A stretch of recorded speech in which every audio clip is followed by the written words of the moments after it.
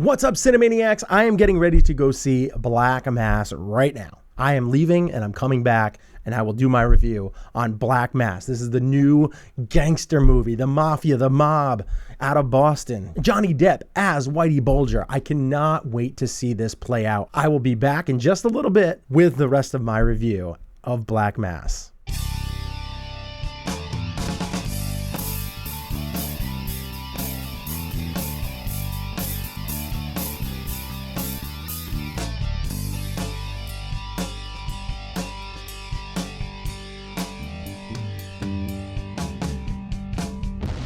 What's up, Cinemaniacs? I am back with Black Mass. That sounds terrible.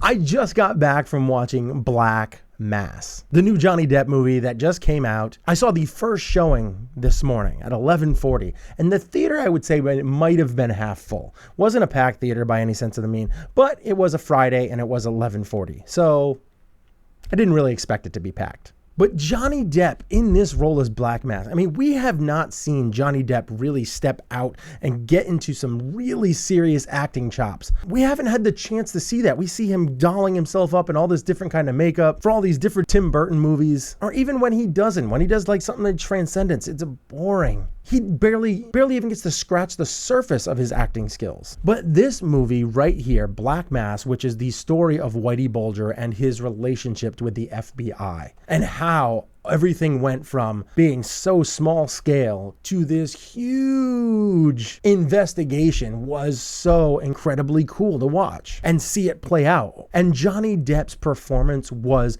amazing. He did a very, very good job selling you as this evil gangster who just was ruthless, who actually did have a little bit of a soft spot for his family. But underneath all of that was this cold-blooded killer that he was ruthless. He was just ruthless. I'm going to try and keep this review under 5 minutes like I've been trying to lately. So I'm not going to go into too many pros and cons of this movie, but some of the negative that I have is that the story never really gets deep enough. The movie just felt a little bit empty to me. Like it seemed like it was missing something. Like you have all these great movies like Goodfellas and The Godfather and all of these movies like that just have these memorable scenes throughout the movie and this great dialogue. And this movie just lacked a little bit of that. Now, obviously, that's more of the direction and the writing and all of that stuff as far as the movie goes, but I do feel like a lot of the performances in this movie were really top-notch, and they really built up some good relationships with Johnny Depp and Joel Edgerton's character. They did a phenomenal job building that relationship. They did a great job showing you the loyalty that was in James Whitey Bulger's group, that tight-knit group that they had, and the loyalty that they had for each other, up until the end, of course. To be honest, I didn't even remember that Benedict Cumberbatch was in this movie, but holy crap, did he do a phenomenal job in this movie as Whitey Bulger's brother, who is just a totally different person. You have James Whitey Bulger, who's like this evil incarnate, and then you have his brother, Billy Bulger, who is a part of the Senate. I mean, granted, you would say, okay, that kind of fits hand in hand. You know, one hand helps the other. But the way that it was done and the way that they showed the distance between the two brothers, but still the love that they had for each other was just so really well done. I really enjoyed everybody's performances. I couldn't really pick out one or two performances that I didn't even really like, because everybody I really felt did a great job. Even Dakota Johnson, who was in this movie and had a very small role, she even did a pretty darn good job for the short amount of screen time that she had. She did a great job, knocked it right out of the park. This movie is going to give you a couple of times throughout it where it really hits you in the heart, really punches you in the feels, you know? It's surprising because you don't really feel like you ever want to care for a character like James Whitey Bulger, because of all the evil stuff that he did. You just don't want to have that kind of feeling for him, but you do. And the way that they did this with the score and everything, they did a really good job. I feel like this movie didn't click on all cylinders. It did seem a little bit long at times. Some of the movie, just like in the case that was with Whitey Bulger, some of it just didn't really go anywhere. And I think that's just because you have to kind of use your imagination onto what happened, or I don't know if it was just the dialogue that was in it that didn't really hammer everything home,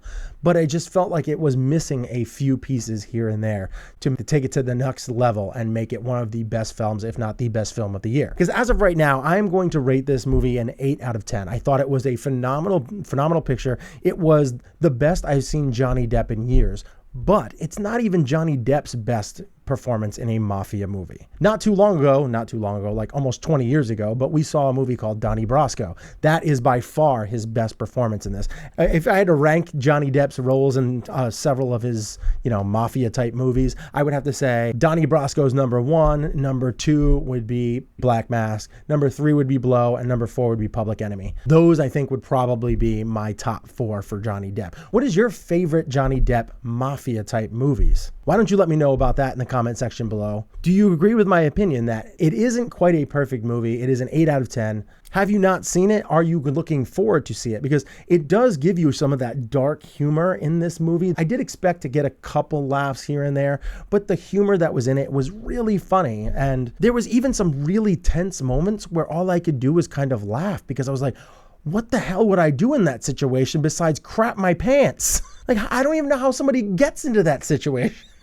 It's just ridiculous.